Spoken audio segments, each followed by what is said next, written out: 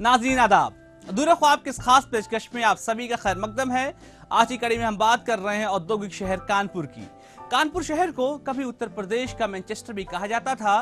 आजादी से पहले यहाँ पर टेक्सटाइल इंडस्ट्री और लेदर उद्योग अपने चरम पर था, लेकिन आजादी के बाद यहाँ पर हालात बदले और इस शहर को किसी की नजर लग गई। कानपुर शहर के अहमियत का अंदाजा इस बात से लगाया जा सकता है कि सन 1970-80 की दहाई तक लोग बड़े शहरों के बजाय कानपुर में कमाने के लिए आते थे, लेकिन मौजूदा वक्त पर यहाँ पे हालात ज्यादा ठीक नहीं है। आज की कड़ी में इस बात को जानने की कोशिश करेंगे कि आखिर कानपुर में हालात ऐसे क्यों हो गए।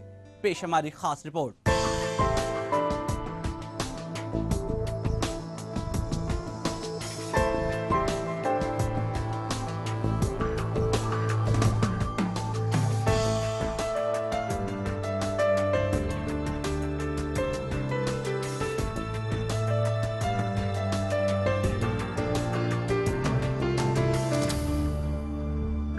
आजादी के वक्त का कानपुर आज के दौर में काफी बदल चुका है।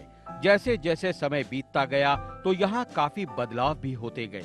मौजूदा वक्त में आबादी तो बढ़ी ही, उसी के साथ लोगों के कारोबार में तरक्की और संघर्ष भी बढ़ चुका है। एक वक्त था जब कानपुर में उद्योगों की भरमार थी, लेकिन वक्त और हालात एक जैसे नहीं होते। यहाँ वो बात नहीं रही जो पहले कभी हुआ करती थी। जानकार मानते हैं कि कानपुर का कपड़ा उद्योग काफी बेहतर हुआ करता था, लेकिन सरकारी दुश्वारियों के चलते एक एक करके यहाँ की टेक्सटाइल फैक्ट्रियां बंद होती चली गईं, जिसका जीता जागता उदाहरण है लाल इमली फैक्ट्री, जो अब वीरान हो चुकी है। औद्योगिक नगरी के रूप में विकसित कानपुर में चमड़े का कारोबार काफी बड़े पैमाने पर होता है। छोटी बड़ी यहाँ लगभग 418 टैनरियां हैं और इन टैनरियों में लगभग 4 लाख मजदूर काम कर रहे हैं। सबसे ज्यादा काम यहाँ जाजमऊ के इलाके में चलता है। अंग्रेजों के हुकूमत के दौरान ही कानपुर में चमड़े का कारोबार शुरू हुआ।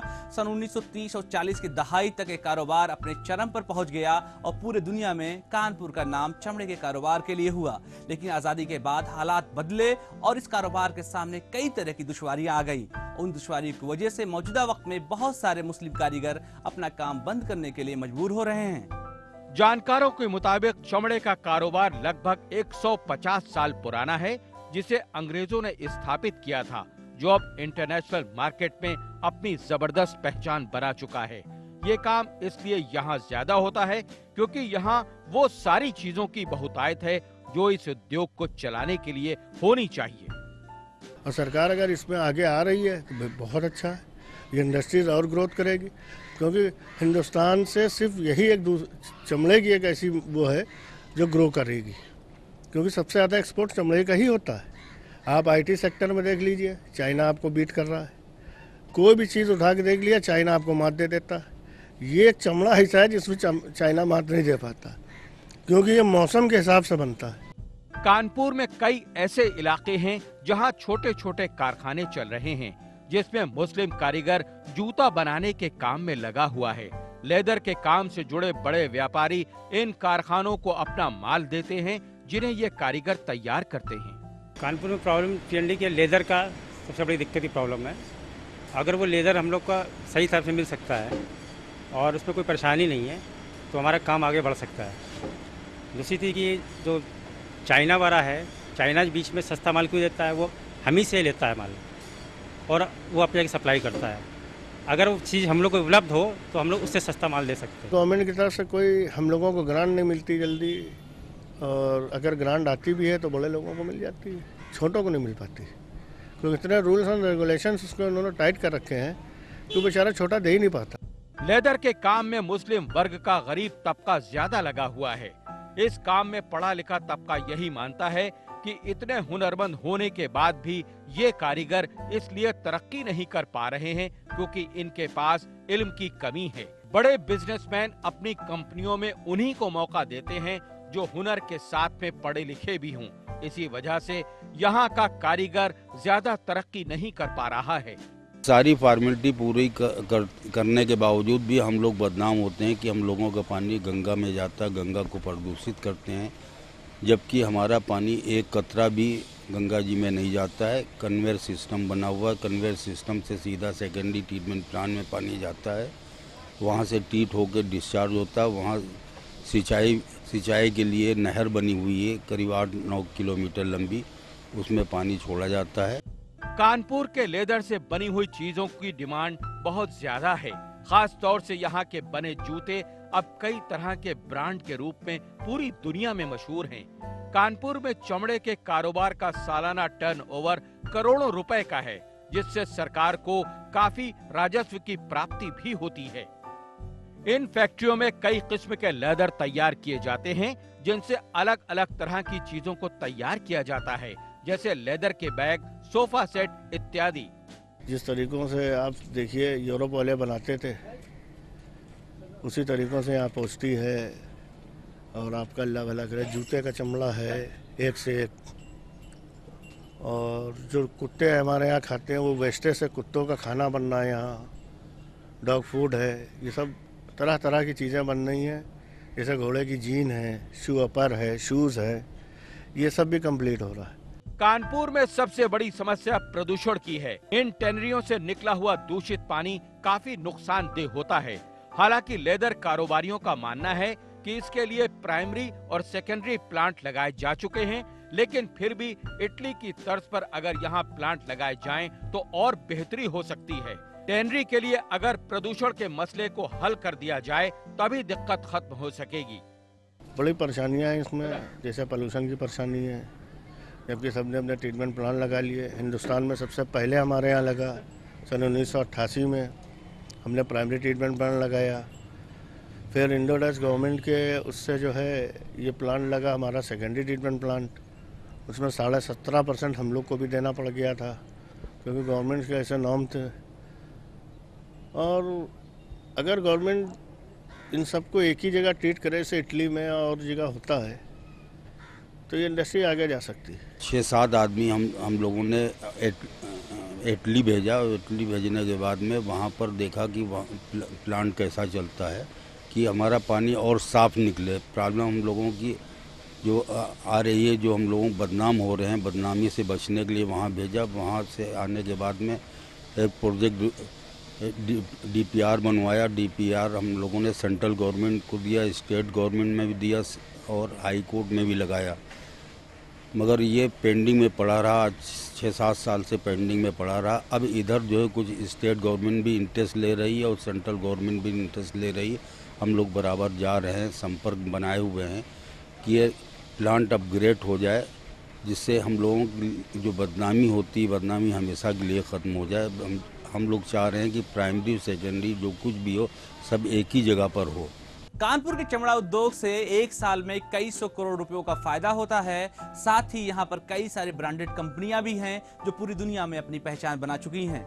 दुनिया के हर कोने में यहाँ का बना हुआ माल सप्लाई होता है, लेकिन यहाँ के कारोबारियों का मानना है कि जब तक प्रदूषण की समस्या को खत्म नहीं किया जाएगा तब तक यहाँ का व्यवसाय फल फूल नहीं पाएगा। और खासतौर से इस समस्या पर केंद्र और राज्य सरकार दोनों को अपनी जिम्मेदारी निभानी होगी। प्रोग्राम में वक्त हो गया छोटे से ब्रेक का। ब्रेक के बाद हम फिर हाजिर होंगे। आप देखते रहिए अधूरे ख्वाब।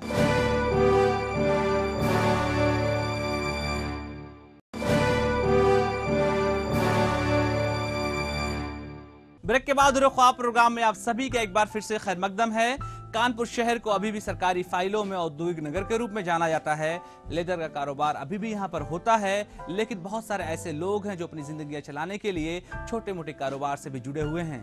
कानपुर में एक ऐसी ही जगह है सुजातगंज, जहाँ पर मुसलमान भारी तादाद में रहता है और वो हैंडलूम और बुनकरी के कारोबार से जुड़ा हुआ है। उत्तर प्रदेश के दूसरे इलाकों की तरह कानपुर शहर के मुसलमानों के सामने भी वही सारी परेशानियां बनी हुई हैं।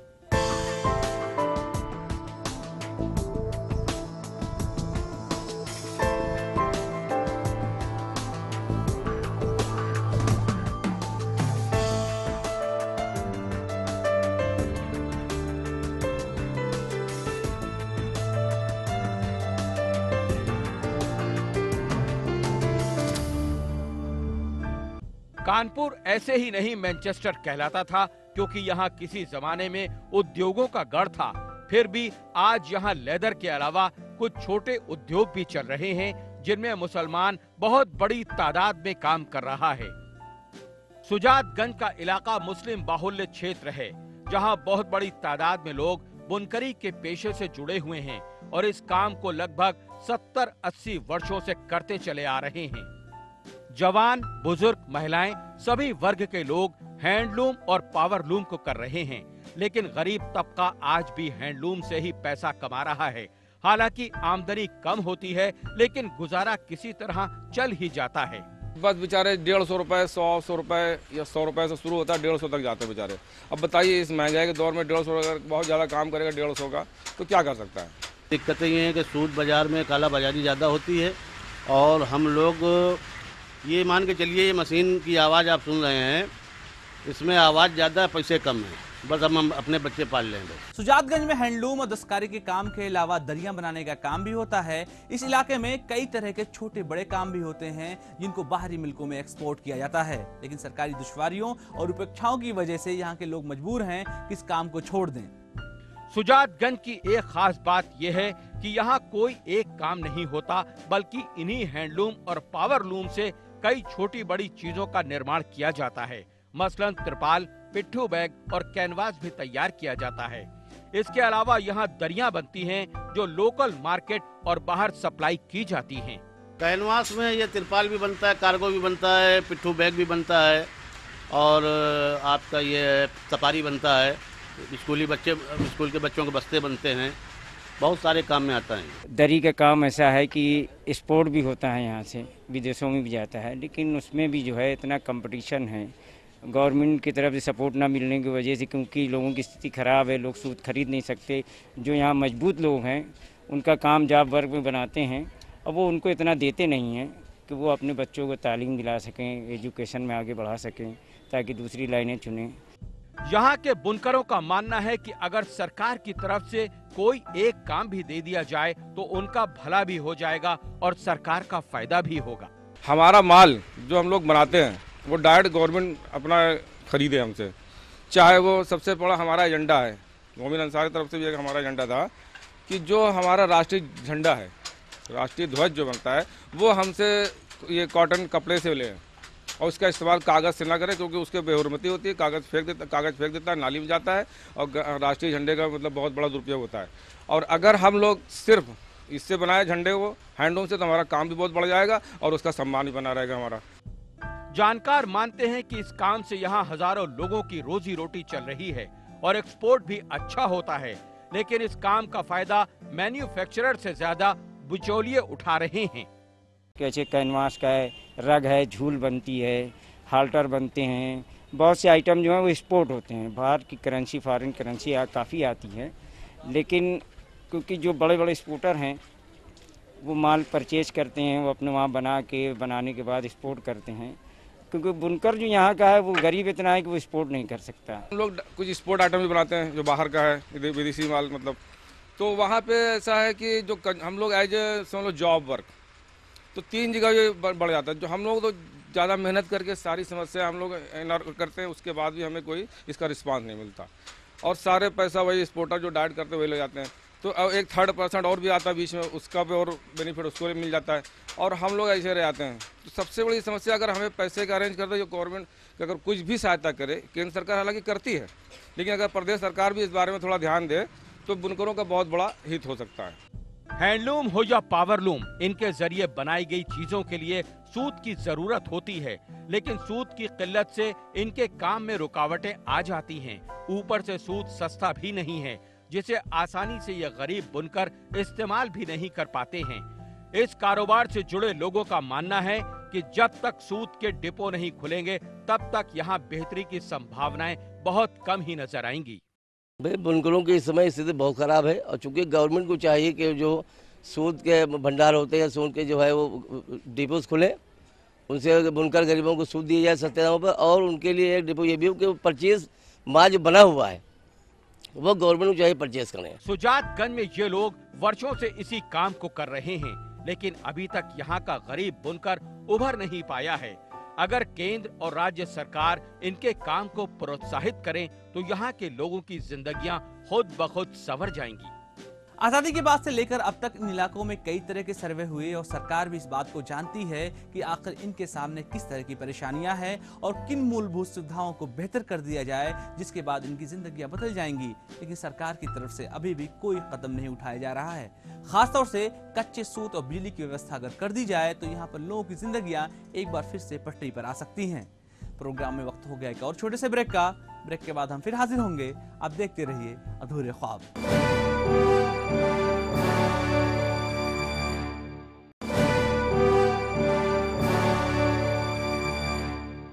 ब्रेक के बाद ख्वाब प्रोग्राम में आप सभी का एक बार फिर से खैर मकदम है। कम आमदनी और कारोबार की जद्दोजहद मजबूर करती है कि ये लोग दिन रात काम करें और शायद यही वजह है कि भारी तादाद में यहाँ का मुसलमान बेहतर तालीम हासिल नहीं कर सका और बेहतर तालीम ना होने की वजह से उसका सीधा असर इनके कारोबार पर भी दिखाई पड़ता है। लेकिन मौजूदा वक्त की पीढ़ी मानती है कि वो अपने बच्चों को जरूर पढ़ाएगी ताकि वो कारोबार के साथ साथ दुनिया और दीन में सफल हो सकें।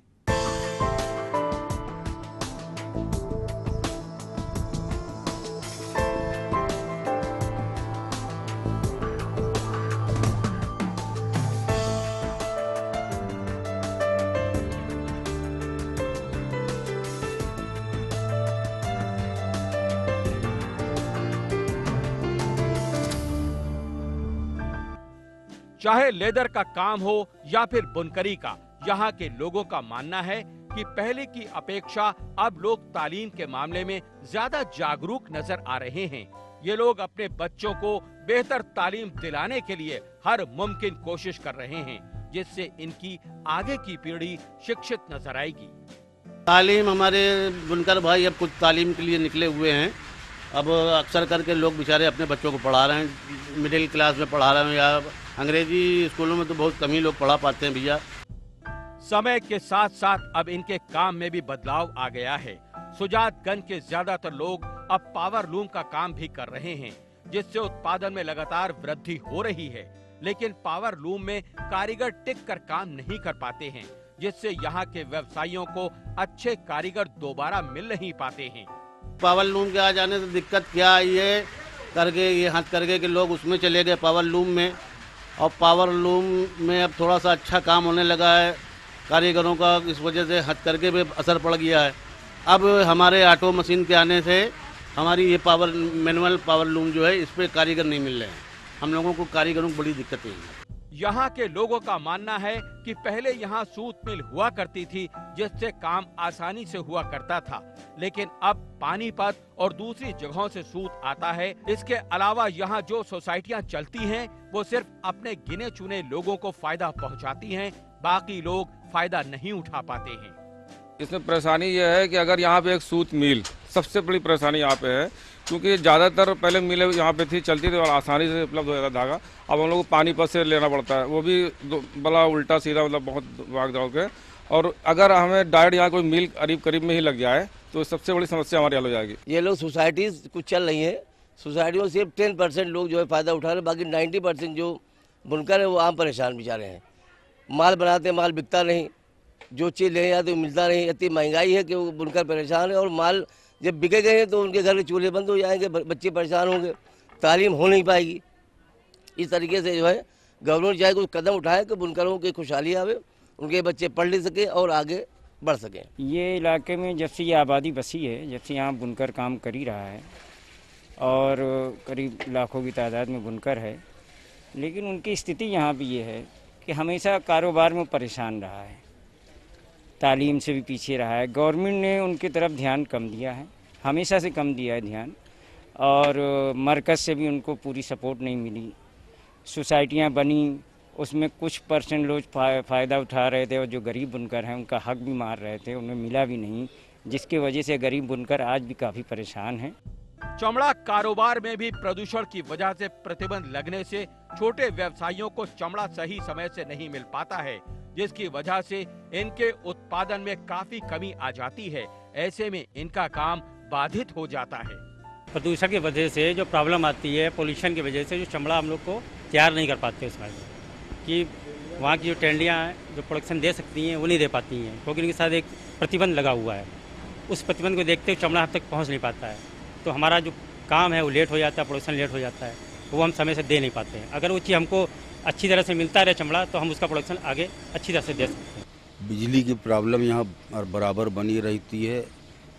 आजकल ये पोजीशन है 10 घंटे से 12 घंटे बिजली मिलती है और बिजली देते नहीं हैं, पावर देते नहीं। बिल जो है जस्ट डबल आ रहा है, पहले से भी ज़्यादा बिल आ रहा है।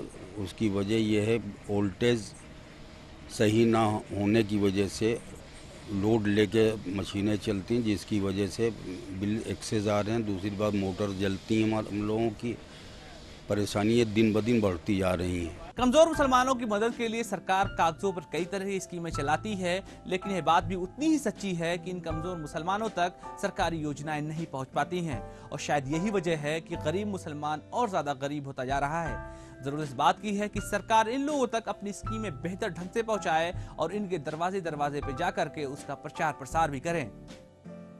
कानपुर में चलने वाले यहाँ के तमाम कामों में अगर नुकसान होता है तो यहाँ के छोटे कारीगर और व्यापारी प्रभावित होते हैं, जिसकी भरपाई नहीं हो पाती है।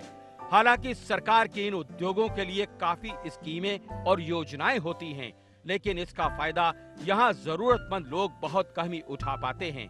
सरकार को चाहिए कि योजनाओं का खूब प्रचार प्रसार करवाए, तभी हल निकल सकता है। वक्त और हालात बदलते देर नहीं लगती। आज भी अगर यहाँ बंद पड़े उद्योगों को फिर से चालू करवाया जाए तो नतीजतन यहाँ पर बदलाव खुद ब खुद नजर आएगा। इसी के साथ यहाँ सबसे बड़ी समस्या प्रदूषण की है, जिसको जल्द से जल्द हल किया जाए, तभी यहाँ की और बेहतर तरक्की हो सकेगी। इसके लिए केंद्र और राज्य सरकार को कोई बेहतर हल ढूंढने होंगे, तभी यहाँ के लोगों के अधूरे ख्वाब शायद पूरे हो सकेंगे। बात चाहे राज्य सरकार की हो या फिर केंद्र सरकार की हो, सभी सियासी पार्टियां दावा करती हैं कि इस शहर को उसका पुराना दिन वापस ला दिया जाएगा। इसके अलावा कई सारी पार्टियों ने यह भी वादा किया कि विशेष आर्थिक पैकेज ला करके यहाँ पर बंद पड़ी फैक्ट्रियों और यहाँ के मिलों को चालू करा दिया जाएगा, लेकिन मौजूदा वक्त तक ऐसा कुछ भी होता हुआ दिखाई नहीं दे रहा है। कानपुर शहर के लिए एक बड़ी परेशानी प्रदूषण भी है। अगर सरकारें मिलकर इस चीज को हल कर दें तो एक बार फिर से कानपुर शहर को मैनचेस्टर का दर्जा मिल जाएगा। साथ ही यहाँ के मुसलमानों के साथ साथ दूसरे कौम के लोगों के भी अधूरे ख्वाब पूरे हो जाएंगे। आज के लिए बस इतना ही। हमारी पूरी टीम को दीजिए इजाजत। अगले हफ्ते फिर मुलाकात होगी मुसलमानों से जुड़े हुए किसी और मुद्दे के साथ।